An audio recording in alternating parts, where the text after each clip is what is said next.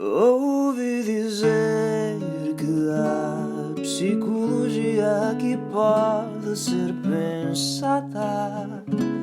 Junta-te à NEP, calcorreia esta estrada. Há tanto para perguntar.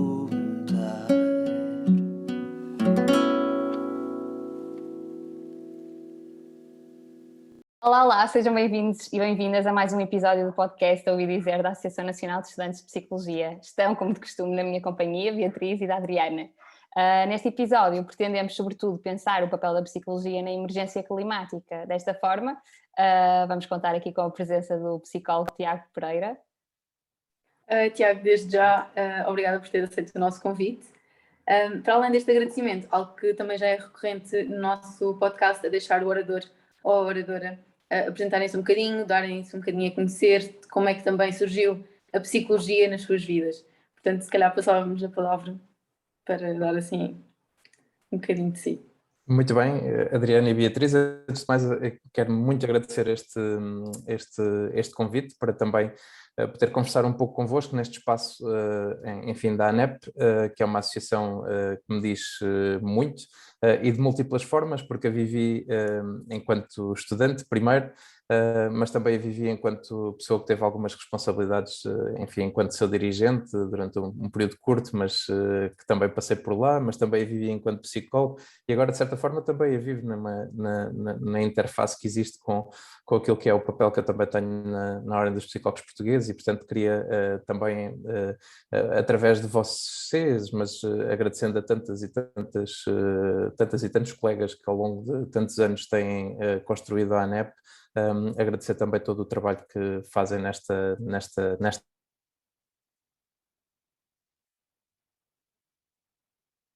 traz algum propósito e algum significado àquilo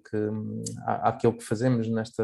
busca contínua de alguma reflexão sobre como é que nós podemos aproximar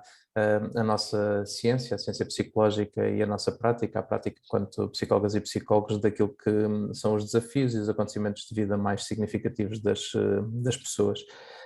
E isto é, de certa forma, aquilo que também me trouxe à psicologia. Eu fiz-me psicólogo porque, enfim, me fascinava muito perceber como é que as pessoas, enfim, muitas delas muito expostas às mesmas experiências, aos mesmos estímulos, se diversificavam tanto em termos de interesse, em termos de comportamento. A diversidade sempre me fascinou e essa compreensão do comportamento humano, da forma como a interação connosco, com os outros e particularmente com aquilo que nos rodeia, com os nossos contextos, influenciava a forma como nós, enfim, pensávamos, nos comportávamos e as nossas emoções, foi algo que me trouxe à ciência e depois me fez também psicólogo numa perspectiva de tentar influenciar com o meu trabalho aquilo que são os contextos, para eles serem mais promotores de uma dimensão de autodeterminação das pessoas, de possibilidade de bem-estar das pessoas e de coesão social. E foi isso que, de certa forma, me levou a um trabalho mais na área da educação, com relações com a psicologia comunitária no início do meu trabalho. Trabalhei numa escola, numa comunidade enfim, com algumas vulnerabilidades, logo que terminei o meu curso, aliás, na escola onde fiz o meu estágio curricular, na altura, mas também me mantive sempre ligado à docência e à investigação nessa primeira fase da minha vida. Depois trabalhei já mais ligado a uma dimensão das políticas públicas, auxiliando o desenho de medidas na área da educação e na área mais social do município, e portanto já me aproximando daquilo que é uma intervenção que também pode ser um contributo mais macro da psicologia para o desenho de políticas públicas, e de certa forma isso também me vai trazendo àquilo que é o trabalho que tive na nossa associação profissional, na Ordem dos Psicólogos, primeiro como coordenador operacional e chefe de gabinete bastonário e agora enquanto membro executivo, mas sempre nesta perspectiva de que me fascina a mudança, me fascina o comportamento, as questões da liderança, da comunicação, do desenho de políticas públicas e de como é que nós podemos pôr a psicologia mais ao serviço das pessoas, também por essa via das políticas públicas e também por isso cheguei um pouco a este tema, que na verdade é o desafio dos desafios societais. E nesse sentido, Tiago Pereira, bom, eu ouvi dizer que os piores prognósticos daquela que é uma antecipada crise climática se verificam agora a ritmo acelerado e em grande parte devido ao comportamento e às decisões humanas. Questionava, em linhas gerais, e para abrir o tema, qual a importância da psicologia e qual o trabalho que o psicólogo pode ter nesta temática. Bom, eu creio que isso é inegável, não é, Beatriz? Acho que o IPCC em particular, mas num conjunto de outras organizações, têm cada vez com maior acutilância, eu diria, apontado a seriedade do momento que vivemos, e em particular aquilo que é o contributo do comportamento humano para a situação e para a grave crise que vivemos. Há um amplo, eu diria já de certa forma inegável, consenso científico acerca do papel da pessoa, do comportamento e da tomada de decisão humana nesta matéria, e que depois a vemos em grandes questões, mas também de certa forma em pequenas questões mais próximas, não é? Desde aquilo que são as grandes catástrofes lá fora e cá em Portugal, os períodos de seca lá fora e cá em Portugal, a perda da biodiversidade que temos vindo a assistir, a subida das temperaturas, a subida do nível do mar, a desflorestação, e portanto isto nós assistimos longe e perto, e por isso eu há pouco dizia que entendo mesmo que dos desafios societais este é o desafio dos desafios, porque sem planeta não teremos desafios societais e portanto a crise climática tem esta componente. Há pouco tempo eu via um documentário que aliás aconselho quem gostar desta área a ver, do David Attenborough, um dos últimos trabalhos dele, que se chama Uma Vida no Nosso Planeta, e que ele conta um pouco a sua vida e a sua história, e esse documentário começa com uma comparação com a situação que se viveu de catástrofe em Chernobyl, e basicamente nesta ideia muito trágica, mas muito correta, de que a falta de planeamento que houve nesse momento, associada a um conjunto de erros de tomada de decisão humana naquele momento, tornaram inviável viver numa parcela de território de um mundo muito grande. E ele faz esta comparação é um pouco isto que nós estamos a sofrer com a crise climática, ou seja, a falta de planeamento e alguns erros na nossa tomada de decisão estão a tornar inviável viver em cada vez mais percentagem do nosso mundo e podem tornar ainda mais inviável. E, portanto, desta forma, apesar de toda a multidimensionalidade que uma grave crise como esta representa, o comportamento, a tomada de decisão, a necessidade de mudança, a necessidade de adaptação, traz a psicologia e o objeto de estudo da psicologia enquanto ciência e enquanto também prática para o centro também da resposta e de certa forma para o centro daquilo que é alguma explicação e compreensão sobre o fenómeno, mas também para aquilo que possa ser a sua prevenção, a sua mitigação, a preparação das pessoas para o enfrentar, a adaptação que as pessoas terão que fazer a esta nova situação e também de certa forma a intervenção numa dimensão mais de reparação quando a pessoa é confrontada com problemas associados à crise climática. E desse ponto de vista, creio que de facto a nossa ciência e a ciência que vocês estudam e que eu estudo e vou praticando são uma resposta absolutamente central, um elemento central neste grande desafio societal. E falando em ciência, à luz da investigação psicológica que já foi realizada, que efeitos sociais é que é possível prever quando a vivência de uma crise climática? Bom, nós temos vários e muito significativos efeitos, mas eu também gostava de vos dar nota de que muitas vezes, e eu espero que nesta conversa nós também falemos sobre isto, nós olhamos para a crise climática com uma certa inevitabilidade e com uma dimensão de tragédia muito associada, e é importante que percebamos que há coisas que nós podemos fazer para de facto prevenir, ou seja, que nada está perdido deste ponto de vista, e essencialmente que também o ser humano também está de certa forma preparado para lidar com situações muito adversas. A nossa capacidade de adaptação é realmente muito significativa. Nós vimos agora, não é, com esta pandemia, que era inimaginável há alguns anos atrás, pensarmos em viver algumas das situações que vivemos, e de facto há uma capacidade de adaptação da pessoa, não sem sofrimento, naturalmente, mas muito significativa, e nós temos exemplos até, eu diria, mais significativos disso, desde pessoas que habitam zonas que, enfim, com alguma periodicidade são fustigadas por ciclones e tufões, a comunidades que vivem, enfim, no sopé de vulcões ativos, e portanto as pessoas têm de facto uma capacidade muito grande de adaptação. Muito grande, mas não ilimitada, porém. Portanto, e nós sabemos isto, e a investigação tem demonstrado muito, mudar é muito desafiante e é muito difícil, e esta ideia também de persistir nesta mudança ainda é mais complicado. Provavelmente a Adriana e a Beatriz já tentaram praticar mais exercício físico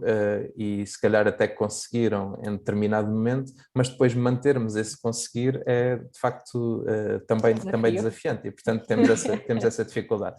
E portanto, centrando mesmo na resposta na questão dos desafios desta vivência, um deles é esta necessidade de adaptação que nós temos,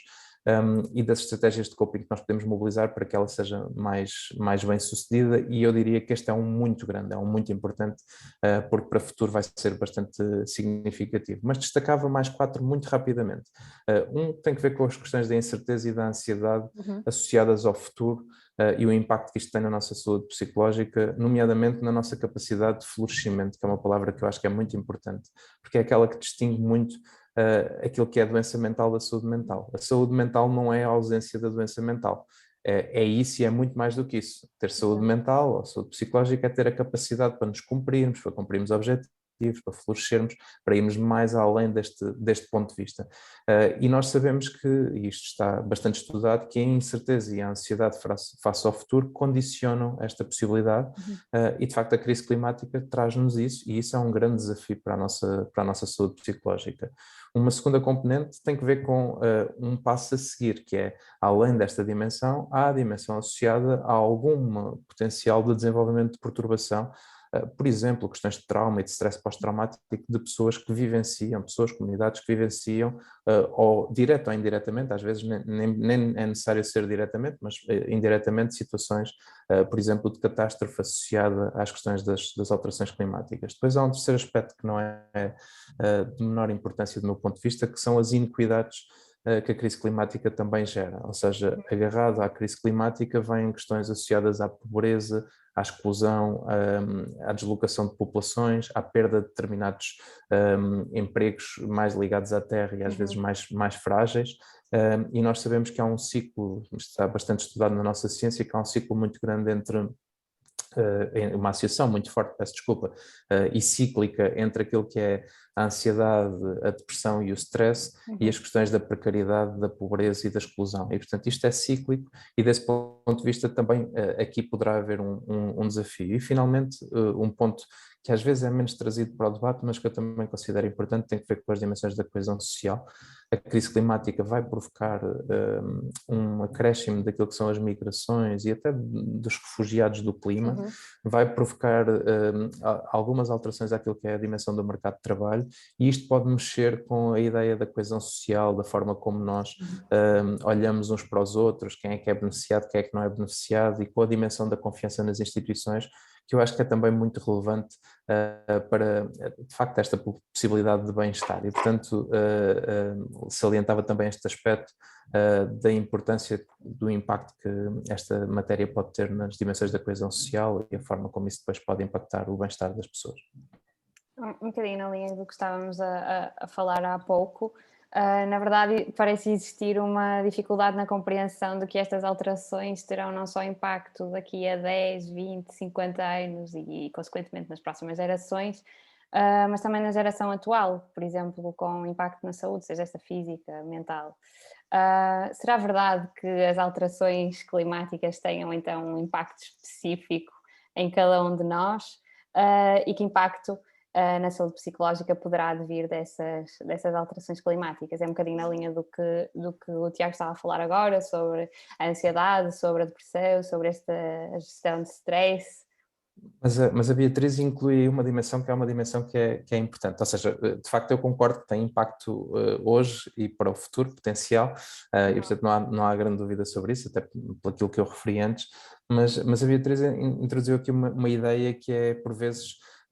as pessoas de certa forma conceptualizarem isto, ou pelo menos narrarem isto do ponto de vista de alguma narrativa que têm sobre o que nós vivemos, como se fosse um problema para daqui a 10, 20 ou 50 anos. Eu acho que isso tem uma explicação também da psicologia. Há um conjunto de enviesamentos e de vieses cognitivos que eu acho que de certa forma são bem conhecidos da nossa ciência, da nossa prática, que ajudam a explicar um pouco isto. Por exemplo, nós sabemos que o comportamento humano é muito influenciado por um conceito da física que é a inércia, ou seja, é difícil mudar. Nós temos a inércia é de facto algo que condiciona o nosso comportamento.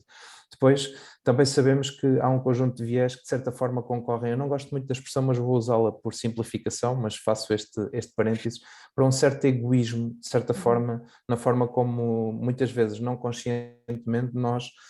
nos centramos mais em nós do que propriamente nas outras e nos outros, nos centramos mais no nosso contexto do que propriamente no contexto das outras e dos outros, e de certa forma também nos concentramos mais no presente do que propriamente num futuro próximo ou mais longínquo. E isso ajuda a explicar um pouco porque é que nós não sabemos isto, a que se junta que depois sabemos também que a tomada de decisão, enfim, nem sempre é racional, tem limites de racionalidade muito, muito bem estudados. E isso ajuda a explicar isto que a Beatriz dizia e que na verdade nos faz, de certa forma, negligenciar que, só para dar um exemplo, este ano 1 em cada 3 americanas ou americanos foram impactadas por situações de catástrofe ou de problemas climatéricos significativos associados às alterações climáticas, ou que, para irmos e estarmos mais próximos, em Portugal se morre de frio e de calor extremo. Em Portugal, de facto, há pessoas, quer nós queiramos, quer não, que perdem anos de vida com qualidade e que morrem por situações desta natureza. E, portanto, de certa forma, aquilo que, quando nós comunicamos as cheias da Alemanha, são também aquilo que são as cheias mais locais, no Tejo, os incêndios que nós vemos na Califórnia e na Austrália recorrentemente, são também os nossos incêndios e os nossos fogos rurais que nos retiraram vidas há bem pouco tempo em número muito significativo e que, não nos tendo retirado vidas, retiraram ou colocaram muito sofrimento a vidas que continuaram impactadas por aquilo que se viveu. E, portanto, desse ponto de vista, esta ideia de não é apenas no global, mas também no local que há um impacto na saúde, é algo que nós temos de ter bem presente e que vem, enfim, já desde há muitos anos. Quando a APA, a nossa congênere americana, lançou a primeira task force que trabalhou os contributos da psicologia para a crise climática, não chamava exatamente assim, mas era basicamente isto que tratavam à época, já alertava para isso, e nesse ano, em 2009, a Lancet e o Institute for Global Health já consideravam que as alterações climáticas, não chamavam crise climática, mas as alterações climáticas seriam a maior ameaça à saúde e sublinhavam particularmente à saúde mental do século XXI. E, portanto, isto já era dito em 2009. Nós caminhamos, enfim, mais de 12 anos a acrescentar esta dimensão. E eu não consigo, e permitam-me só mais 30 segundos neste ponto para dar esta nota, não consigo não lembrar aqui uma iniciativa que a Ordem dos Psicólogos Portugueses organizou em janeiro de 2019, a que chamamos o Dia da Psicologia nas Instituições Europeias, e a propósito desse dia nós tivemos uma conferência no Parlamento Europeu que tratava alguns desafios societais, nomeadamente a questão da crise climática, mas também a dimensão dos refugiados, do trabalho, do bem-estar, conjunto de desafios societais. Mas no dia anterior a essa conferência tínhamos tido um conjunto de reuniões enfim, representantes das instituições europeias e da Comissão Europeia, e tivemos uma reunião com o à época, já não é agora o mesmo, comissário europeu, que era o comissário espanhol, relativamente ao clima e à ação climática, o Miguel Arias Cañete. E jamais esquecerei a ideia que nos transmitiu sobre o que sentiam face às comunidades de pescadores e de pequenos agricultores que na Europa, derivadas das alterações climáticas, estavam a perder, de um ponto de vista até de certa forma identitário, aquilo que era a sua possibilidade de trabalho e o impacto que isso tinha na saúde atual, mas também na projeção dessas pessoas para o futuro e o ponto que existia. E isso torna muito claro, porque basta nós olharmos de facto para aquilo que é Portugal e algumas comunidades e algumas das atividades e das práticas de algumas comunidades para percebermos que esta adaptação trará sofrimento e trará necessariamente uma necessidade de olharmos para a saúde e particularmente para a saúde psicológica destas pessoas. e com isto se calhar emerge um conceito, o conceito de eco-ansiedade. Se calhar a questão que lhe colocávamos era, numa primeira instância, o que é isto de eco-ansiedade? E será este um dos problemas ao nível do bem-estar psicológico associados às alterações climáticas? Bom, é sem dúvida, não sei se exatamente é com a ansiedade, mas dir-vos-ia isto, que quando recentemente nós também organizamos em Portugal uma cimeira global, que juntou um conjunto de associações, enfim, dos 5 continentes. Na altura, para preparar uma intervenção, eu estive a ver umas coisas sobre o Eurobarómetro, e achei curioso um indicador que eu trago para aqui, porque em 2019 já 9 em cada 10 portugueses achavam que a questão da crise climática e das alterações climáticas no geral era um problema muito significativo que nós tínhamos. E esses 9 em cada 10 portugueses eram maiores do que a média europeia, que é algo que também é, num certo ponto de vista, importante do ponto de vista da conceptualização. Mas, recorrendo a dados também da nossa congénere, a APA fez um estudo em 2020, já com a pandemia em curso, que mesmo assim quase 6 em cada 10 americanas e americanos entendiam a crise climática não apenas como um assunto muito importante, mas como o assunto mais importante para os próximos anos, e é muito aí que eles também estudam essa dimensão da eco-ansiedade, porque 2 em cada 3 pessoas que responderam a esse estudo, mais propriamente 68%, manifestaram que sentiam um pouco ou mesmo muito essa ideia da eco-ansiedade. Eco-ansiedade que aqui aparece descrita como basicamente um medo de certa forma significativo, ou que pode até ser crónico, relacionado com a possibilidade de existência ou de uma potencial destruição ambiental. E, portanto, esta é a definição simples da eco-ansiedade, a que depois se pode manifestar de várias formas, com questões de raiva, de culpa, ataques de pânico, às vezes até com esta questão que eu dizia há pouco, da perda de sentimentos identitários fortes que nos ligam a determinada prática, e isso tem um impacto. Mas, como compreendem, não é um conceito assim muito fácil de delimitar, de um ponto de vista de o que é que está a trazer e o que é que não está de facto a trazer, e, portanto, desse ponto de vista mais conceptual, ainda levanta algumas questões sobre a sua caracterização. Em todo caso, acho que se compreende que, de facto, desse ponto de vista, são tudo reações relativas a uma situação de incerteza associada à crise climática, que impactam a nossa possibilidade de bem-estar hoje e para o futuro desse ponto de vista. Nesse sentido, eu perguntava ao Tiago, então, quais é que poderão ser estratégias para aprender a viver ou a vencer esta eco-ansiedade? Bom, eu não gosto muito de dar, de certo ponto de vista, receitas, até porque se as tivesse, provavelmente nós conseguíamos resolver imediatamente este problema. Agora, o que é que eu sinto daquilo que também existe e do que é que a ciência nos vai informando sobre isto? Um primeiro ponto importante é uma dimensão de propósito e de significado, ou seja, quando nós vivemos períodos de incerteza e de crise, algo que é importante para nós é nós sentirmos que esse momento e que a nossa vivência desse momento é-lhe conferida com um certo propósito para aquilo que é a nossa atuação e com um certo significado para a nossa vida. E, portanto, desse ponto de vista, isto dá-nos imediatamente uma pista importante, que é as pessoas que de facto se envolvam e que se conseguirem envolver em iniciativas de certa forma de contributo para a prevenção, para a mitigação, para o apoio às pessoas que estão a viver esta situação, vão vivenciar esta situação com um certo propósito e significado, e provavelmente vão estar mais resilientes, ou pelo menos vão ter fatores protetores relativamente àquilo que estão a viver. E esse é um ponto importante. Depois há um segundo ponto que eu acho que também é muito relevante, que é uma dimensão de literacia, que nós tendemos a esquecer, por vezes, mas que, por exemplo, a Covid, e permitam-me trazer aqui novamente o exemplo, trouxe um pouco à tona esta ideia de que nós termos maior capacidade de olhar para nós e de conhecer aquilo que nós estamos a sentir, de dar um nome àquilo que nós estamos a sentir e dar uma atribuição, não resolve tudo, mas é um primeiro passo para nós podermos fazer alguma coisa com isso, numa perspectiva, por exemplo, de autocuidado, de nós próprios tentarmos cuidar de nós, mas também de identificarmos quando há um conjunto de reações enfim, que sendo naturais, face a um determinado obstáculo que se nos está a colocar à vida ou algum desafio, deixam a certa altura de ser assim tão naturais e passam a ser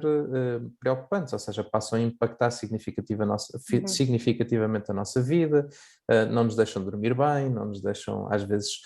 comer bem, às vezes praticar a nossa atividade física, relacionar-nos com os outros, ter uma sensação de bem-estar e, portanto, quando isto começa a ter este impacto,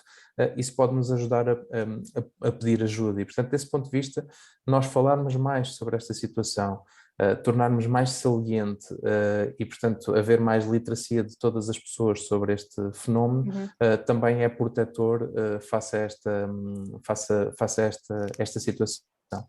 Depois ainda tem uma outra vantagem, que é isto acaba por ser também protetor das outras e dos outros, porque ao nós termos mais literacia, nós também temos uma tendência para,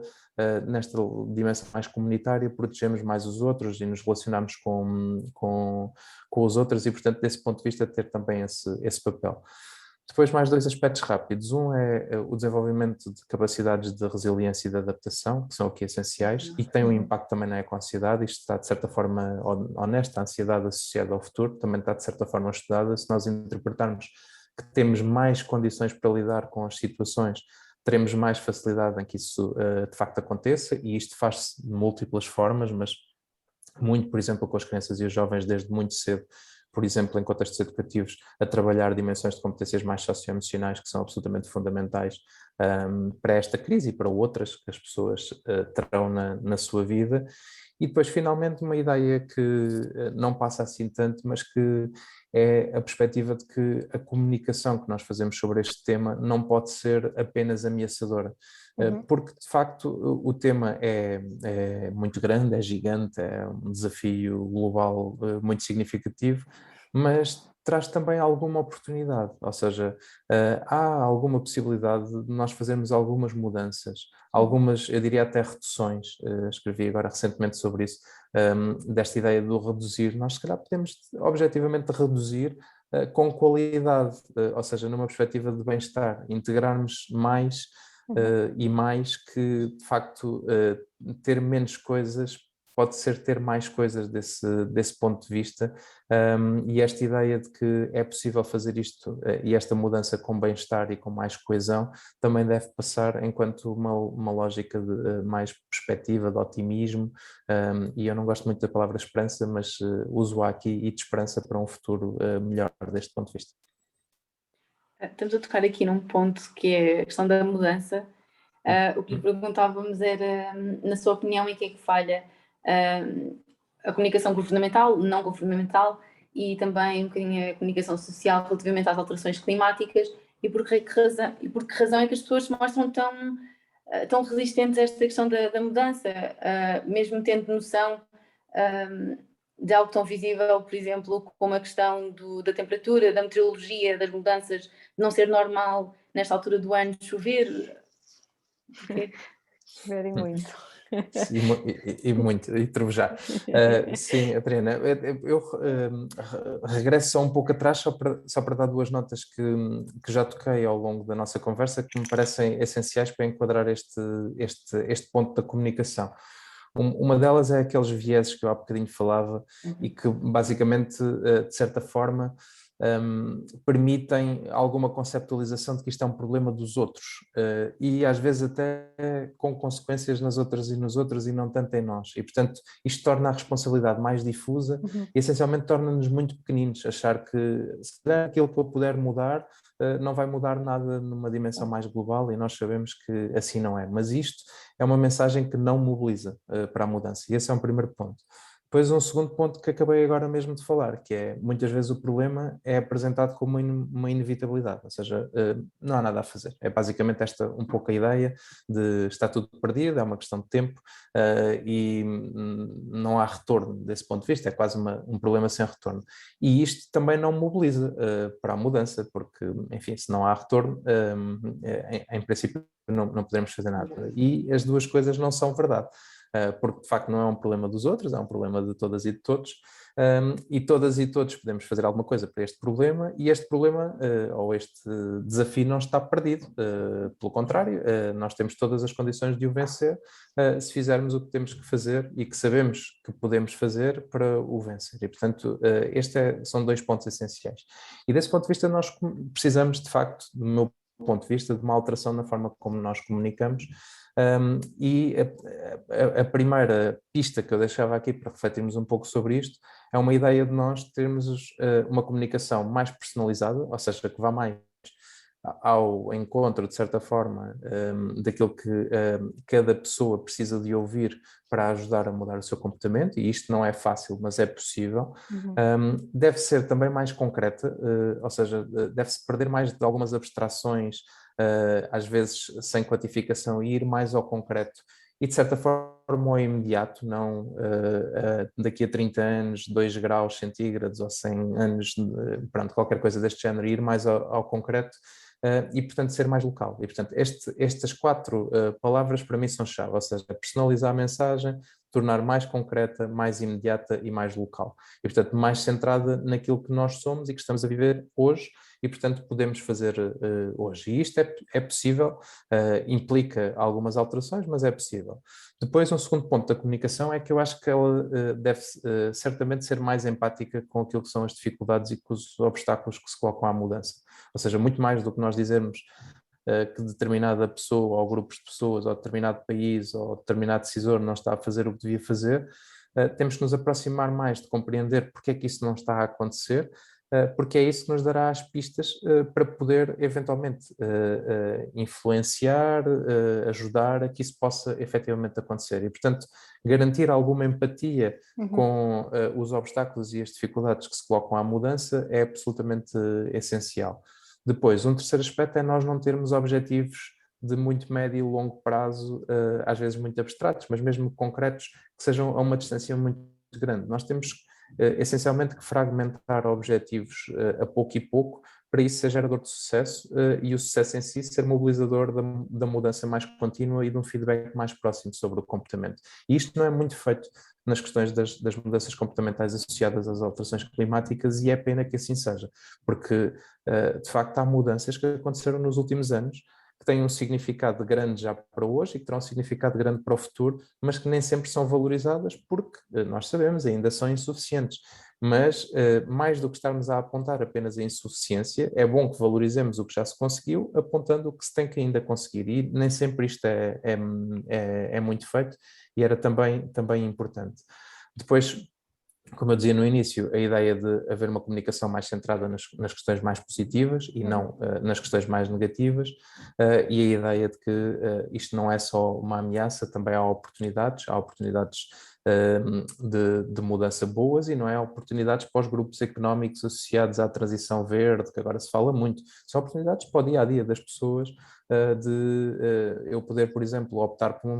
uma mobilidade mais leve, bicicleta ou de outra forma, e isso eventualmente trazer vantagens também para mim e não apenas para todas as pessoas. E finalmente, usar-se muito o envolvimento das crianças e dos jovens, tem aqui um papel muito, muito importante, enquanto, enfim, futuros habitantes do planeta, mais anos do que nós, as crianças, porque vocês são muito jovens, mas que são muito mobilizadores, como sabem. Há um caso de estudo que tem a ver com as questões da reciclagem em Portugal, e que houve mudanças muito significativas em algumas famílias que partiram muito daquilo que também foi a mudança que houve nas crianças e nos jovens, e o papel que as redes sociais, que as normas sociais podem ter em tudo. Se me permitirem um minuto, dou-vos um exemplo muito concreto de como é que, do meu ponto de vista, isto podia acontecer. Por exemplo, e já usei este exemplo noutra circunstância, mas trago-o aqui, que tem que ver com a questão da poupança da água. Se nós quisermos usar isto, há uma estratégia, enfim, daquelas que está bastante estudada e que vive um bocadinho disto, que é a utilização de mobilizadores sociais, que basicamente alertem para as questões da necessidade de nós pouparmos e termos um consumo mais consciente e mais sustentável, e uma utilização mais sustentável da água, utilizar muitas crianças e os jovens também neste movimento, mas depois ter pequenos incentivos à mudança das pessoas. E um exemplo concreto e muito simples e que está estudado com impacto, tem que ver com a informação nas faturas da água, poder ser mais próxima das pessoas e, por exemplo, ter informação dos agregados familiares que em determinadas circunstâncias consomem mais do que os agregados da mesma rua. Muito concretamente, imaginem uma rua, ou um bairro, ou uma freguesia, quanto mais próximo melhor, mas imaginem uma freguesia no limite, em que a fatura da água distingue as 20% de famílias que nas mesmas circunstâncias consomem mais água e apresenta só essa informação e diz só: você pertence a um grupo de uma em cada 5 famílias, neste caso, que consome mais água para o tipo de agrupamento familiar que tem. Apenas esta informação, que não é uma informação impositiva, é um incentivo a que as pessoas reflitam sobre o que é que as outras famílias podem estar a fazer que lhes permite gastar menos água e o que é que nós podemos fazer para que isso aconteça numa lógica positiva para ambas as partes, porque gastando menos água vão, enfim, além de ter esse ganho de apoiar esta causa de um certo ponto de vista do consumo mais consciente, também tem um ganho associado a pagar menos água, e esta reflexão é apoiada por este processo. Portanto, é basicamente usar um incentivo com a norma social, a média do consumo, para mudar um determinado comportamento que depois até pode ser reconhecido na fatura no mês seguinte a dizer ou 2 meses depois você conseguiu, já não está neste grupo ou qualquer coisa desta natureza, que basicamente reconhece, dá feedback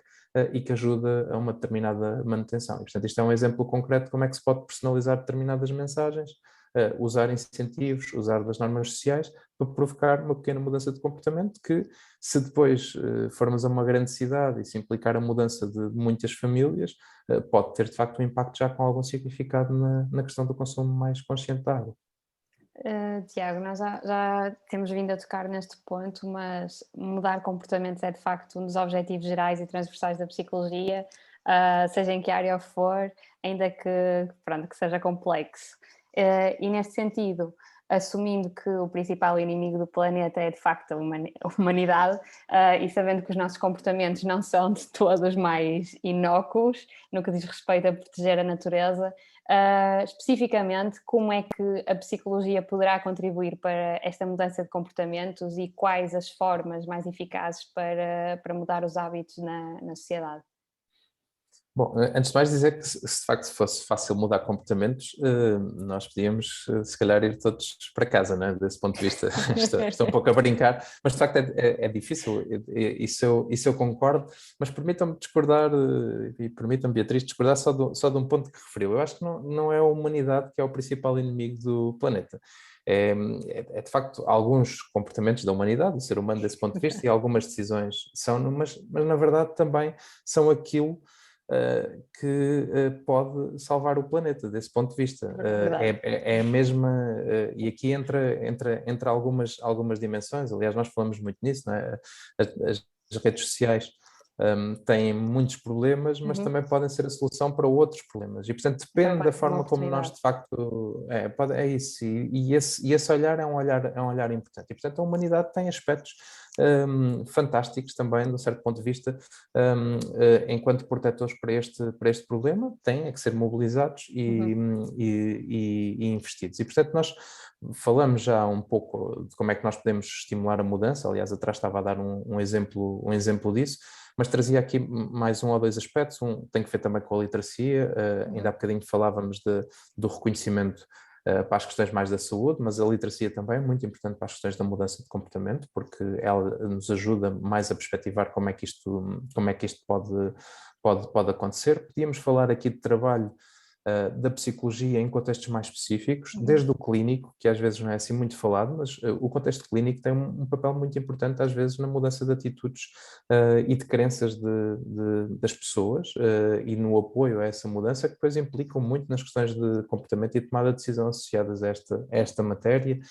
a contextos de saúde mais amplos, a contextos comunitários e de educação, que são tão importantes, de facto, na promoção e na preparação da resiliência das comunidades, na adaptação, também nas competências socioemocionais. Nós nos conseguimos colocar no lugar do outro, sermos mais empáticos com o sofrimento dos outros. E, portanto, podíamos falar de várias áreas, mas aqui, se me permitem,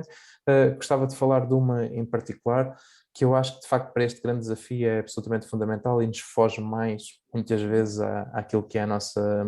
nossa perspectiva, e que tem a ver com aquilo que eu dizia no início do contributo da ciência psicológica e da nossa prática para o desenho de políticas públicas. E aqui, por desenho, desde a identificação do problema, porque muitas vezes o problema da política pública está logo aí, está logo na identificação do que é que está a condicionar uma determinada mudança ou o que é que está a implicar que essa mudança não aconteça, e, portanto, na definição de qual é que é o problema que nós objetivamente queremos atingir, até à identificação de potenciais soluções que basicamente sejam mais sensíveis àquilo que nós sabemos sobre o comportamento das pessoas e a tomada de decisão, àquilo que é o processo, inclusivamente, de testagem de políticas públicas. Muitas vezes nós implementamos políticas públicas que atingem milhares e milhares e milhares de pessoas sem as testarmos em pequeno grupo. Isso é uma coisa que, do ponto de vista da ciência, faz pouco sentido, como compreendem, até depois à escalagem e aos obstáculos e aos estímulos que se podem usar sobre isso. E aí eu acho que há de facto um caminho muito, muito grande a fazer, porque se nós olharmos, ainda há bocadinho falávamos do exemplo da mobilidade ligeira, mas podia ser um outro, podia ser sobre o consumo de água, sobre tomarmos ou não um banho de imersão. Há uma dimensão da tomada de decisão que é muito enviesada por esta ideia de que estas decisões pequenas, eu levo carro ou não levo carro, ou tomo um banho de imersão ou não tomo um banho de imersão, têm normalmente consequências positivas que são muito individuais, ou seja, a consequência positiva de eu levar um carro é mais sentida por mim do que propriamente pelas outras pessoas, e a consequência negativa não é sentida tanto por mim, mas é por todos. E, portanto, o positivo está centrado em mim, o menos positivo está difuso em todos. Ora, é um pouco isto que a política pública deve, de certa forma, ter em consideração para a mudança, e que muitas vezes não tem. E se nós tivermos isto presente e se tivermos isto mais a informar as políticas públicas, com certeza que o conseguiremos fazer melhor. E, por exemplo, nas questões da mobilidade, além das questões do consumo de água, que vos dava um exemplo há pouco, também temos muitos exemplos bons de boa identificação de problema que beneficia dos contributos da ciência psicológica, testagem de determinadas soluções e escalagem com o resultado delas. E, portanto, falava-vos aqui um pouco deste ponto, neste momento. Voltando um bocadinho atrás na conversa, há bocado falávamos da excelente capacidade do ser humano face à adaptação. A questão da mudança comportamental também se relaciona, na verdade, com a resiliência, neste caso a nível societal. Como é que, enquanto psicólogos e psicólogas, também poderemos promover esta mesma resiliência, e qual é que é a importância neste âmbito? Bom, a resiliência tem de facto uma importância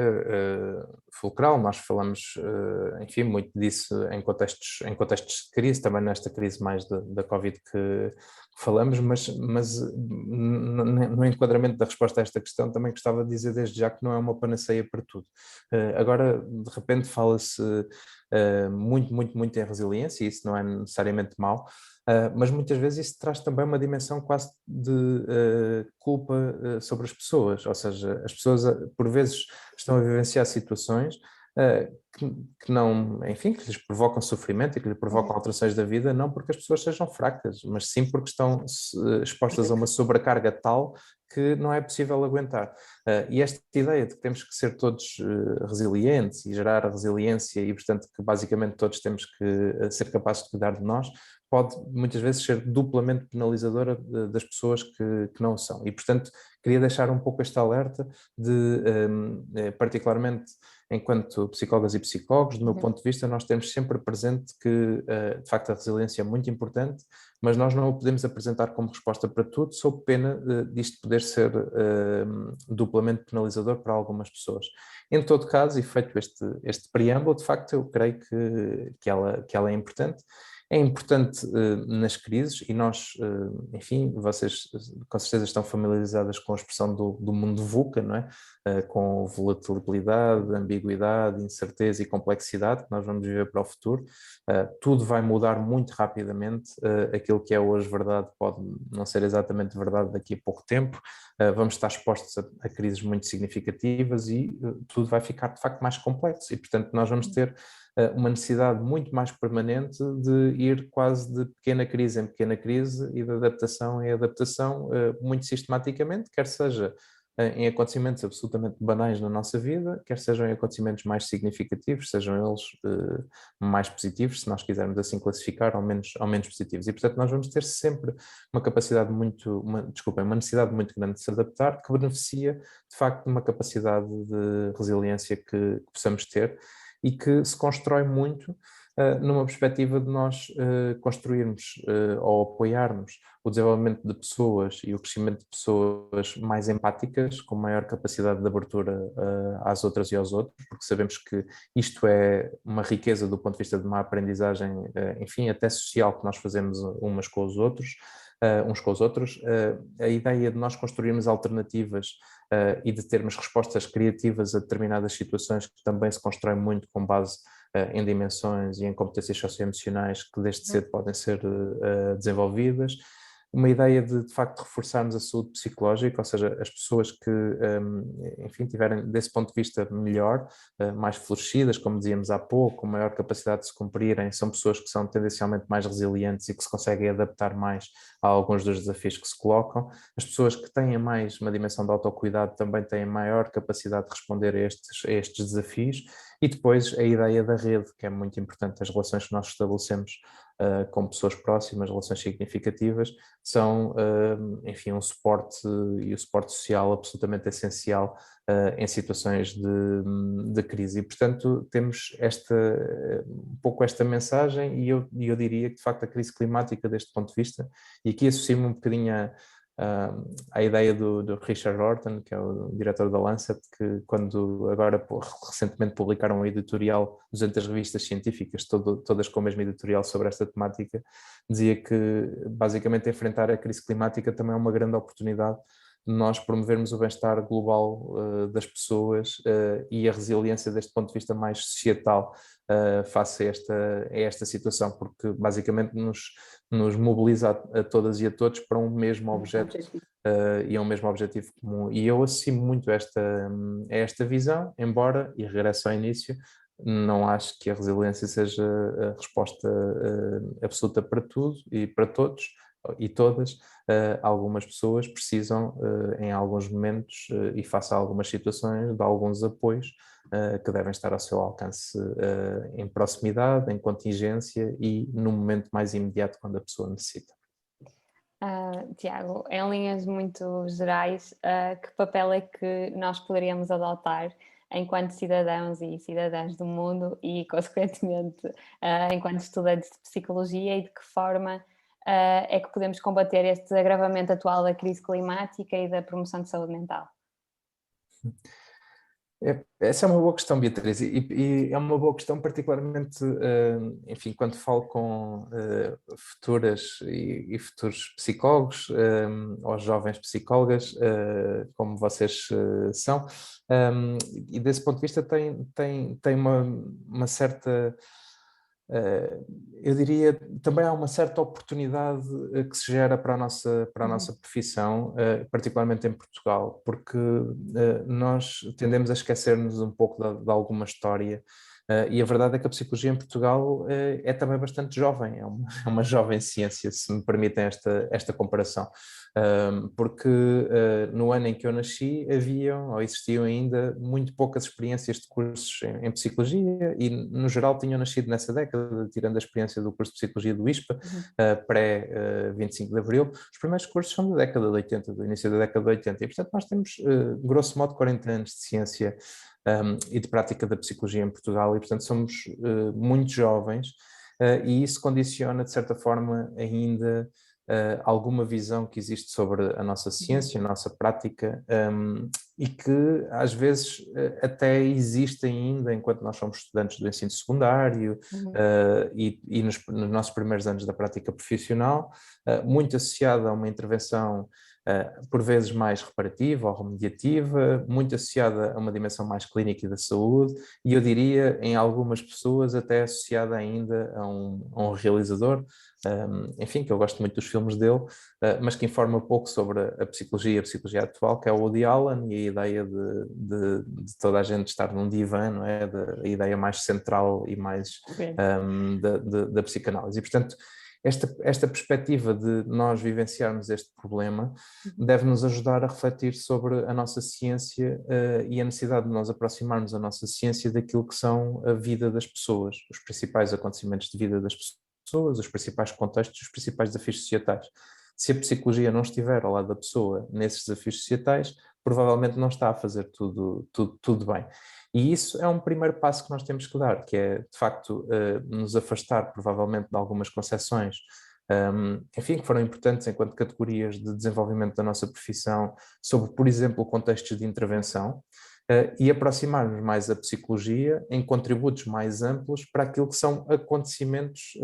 de vida das pessoas ou desafios societais que depois beneficiam de vários contextos de intervenção da psicologia. E esta transformação é uma transformação importante do ponto de vista reflexivo, que acho que todas e todos temos que fazer e que, particularmente,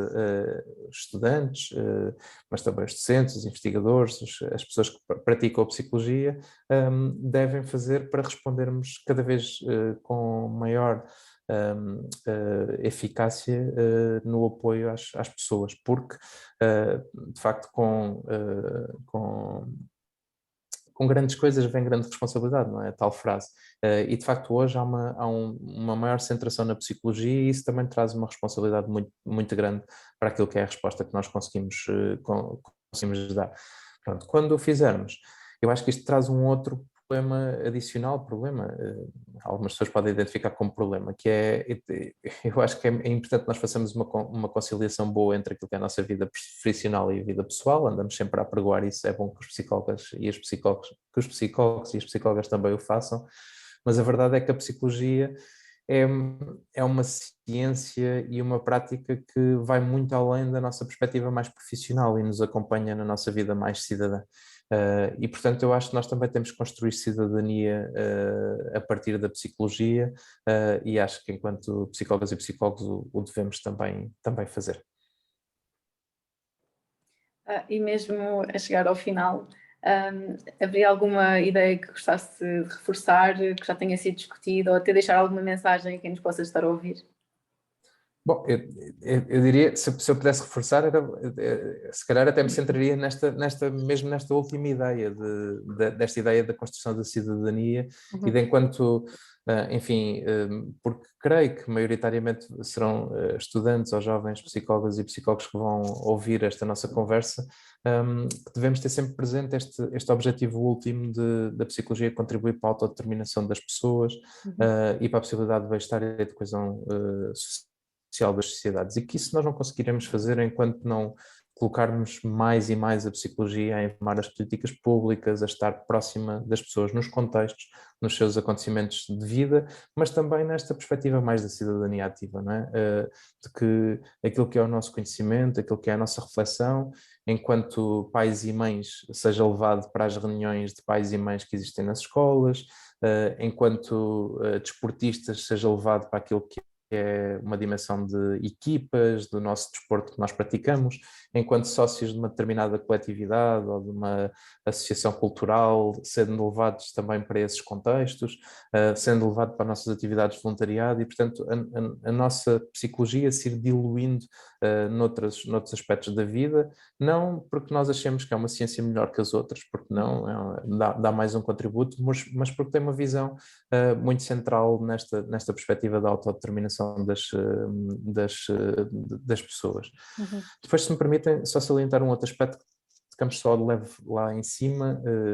na nossa conversa e que eu acho que também era relevante sublinhar, que é este desafio é um desafio de facto global e portanto vocês enquanto jovens estudantes e as jovens psicólogos também vão ser psicólogas do mundo e não apenas da cidade onde trabalham ou sequer do país onde trabalham e esta resposta para este problema tem que ser global, Nós, enquanto Ordem dos Psicólogos, também temos procurado contribuir para isto. Organizamos com a APA uma aliança global que trouxe a Portugal cerca de 50 associações que representam mais de 1 milhão de psicólogos dos 5 continentes para discutir os contributos que a psicologia pode ter nesta ideia, e de facto lutamos por uma perspectiva de nós virmos a ter aquilo que possa ser uma espécie de Nações Unidas para a psicologia, porque sabemos que o desafio demográfico que vivemos, o desafio da crise climática, o desafio da população refugiada, do bem-estar, são desafios que se expressam nas vossas cidades, em Almada, no Porto, em Évora, onde estão, mas também no nosso país, no nosso continente e no nosso mundo, e que estas respostas têm que ser globais. E finalmente, mesmo para fechar, é este reforço de ideia também que de facto nada está perdido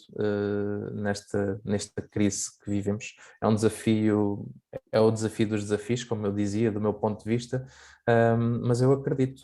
que é possível nós termos um futuro melhor, com mais bem-estar e mais coesão social, e que é possível ultrapassarmos este desafio. Sem dúvida.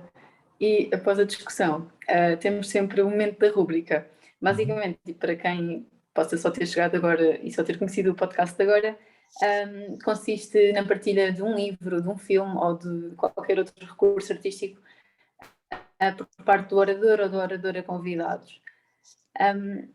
relativamente à temática que tivemos a abordar. Posto isto, Tiago, que sugestão é que nos trazia? Bom, feita assim a questão, e usando também aqui de um princípio da psicologia, que é o efeito de recência, eu vou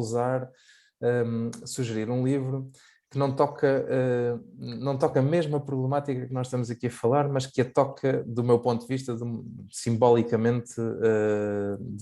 da forma que explicarei. É um livro que eu li mesmo há pouco tempo, no verão, chamado As Pequenas Virtudes. Também ele foi agora editado recentemente, da Natalia Ginzburg, que é uma escritora e tradutora italiana, que trata muitas questões de educação, mas também a ideia da abnegação, que é uma ideia que a mim me diz muito, e da adaptação, considerando também muito a própria luta que ela teve, porque ela vinha de uma família antifascista, no momento em que a Itália vivia um regime fascista significativo, e o primeiro marido dela também foi um lutador contra o fascismo, e portanto mudou de cidade muitas vezes, foi necessário adaptar-se muitas vezes, e trata este livro, que é um conjunto de textos, trata muito diferentes momentos, e portanto essa perspectiva. Ela mais tarde trabalhou numa editora, na Einaudi, com o Italo Calvino, que também tem um livro que também poderia recomendar, que são As Cidades Invisíveis, que trata muito a questão de como é que se constroem cidades de bem-estar e outras componentes. Trabalhou com ele. E depois teve outra curiosidade para mim importante, porque trabalhou também com o Cesare Pavese. Eu vivi em Itália, fiz Erasmus, uma experiência que eu aconselho a todas as pessoas, que acho que é boa para promover resiliência, do ponto de vista em que nos abre e expande horizontes, e portanto desse ponto de vista acho que é importante. E foi o primeiro livro que li italiano a tentar empreender um pouco de italiano, foi La Luna e il Falò, que é A Lua e as Fogueiras, de Cesare Pavese, desta editora Einaudi. E portanto tem aqui muitas curiosidades com a figura da escritora, e eu, enfim, já tinha lido um livro dela e voltei agora a lê-la. Este livro é muito marcante porque, enfim, como eu vos dizia há pouco em off, eu fui pai muito recentemente, há semanas literalmente, e trata as questões da educação, e tem uma passagem muito, muito importante, porque ela se refere a uma ideia de que na educação nós tendemos a ensinar pequenas virtudes e não grandes virtudes, do ponto de vista da educação. E ela dá alguns exemplos, diz que nós não deveríamos ensinar a poupança, mas ensinamos a poupança, deveríamos era ensinar a generosidade e alguma indiferença pelo dinheiro. Tendemos a ensinar a prudência, mas devíamos era ensinar a coragem e algum desprezo do perigo. Tendemos a ensinar a astúcia, mas deveríamos era ensinar a franqueza e o amor pela verdade. Tendemos a ensinar a diplomacia, sermos todos diplomáticos uns com os outros, mas devíamos era ensinar o amor ao próximo e a tal abnegação de que vos falava. E diz também que nós tendemos a ensinar o desejo do sucesso e não o desejo do autoconhecimento e de se conhecer mais e melhor, e portanto a importância que isso tem. Portanto faz esta distinção entre pequenas e grandes virtudes, Ela, enfim, não é viva hoje, agora nos próximos dias, no início de outubro, fará 30 anos que ela morreu, mas eu acho que se ela vivesse a crise climática também poderia dizer que nós não deveríamos ensinar às nossas crianças e jovens e às pessoas no geral que podemos beneficiar das mudanças em curso relativamente às questões económicas e outras, mas antes que podemos contribuir para que as mudanças resultem boas para todas as pessoas e para o bem comum. E eu acho que esta era uma reflexão importante que eu trazia também para aqui sobre esta grande virtude, nós nos podemos centrar numa ideia de bem comum e de agirmos empatizando mais com as pessoas que também sofrem mais com estas situações, para termos uma resposta conjunta. E uma última nota, não é bem um spoiler, porque não trata de uma história, mas a frase final do livro é esta frase, é: o amor pela vida gera amor pela vida. E eu acredito muito nisto e acrescento também que o amor pelo planeta e pelo ambiente também gera amor pelo planeta e pelo ambiente, porque nós nos contagiamos também do ponto de vista comportamental e do ponto de vista das atitudes e daquilo que acreditamos e portanto nos contagiamos de amor pelo planeta e pelo ambiente, hoje e no futuro, com os contributos da nossa ciência e da nossa profissão. Tiago, em nome da ANEP, resta-nos agradecer por este momento, pelas partilhas, pelas sugestões, também pela discussão e pela disponibilidade sempre demonstradas. Para ti que nos ouves, esperamos que mais uma vez tenhas gostado do episódio, que te mantenhas connosco ao longo dos próximos tempos e que nos acompanhes pelas nossas redes sociais, como já sabes, Facebook, Instagram e LinkedIn, para que não percas as mais recentes novidades da ANEP. Obrigada e até à próxima.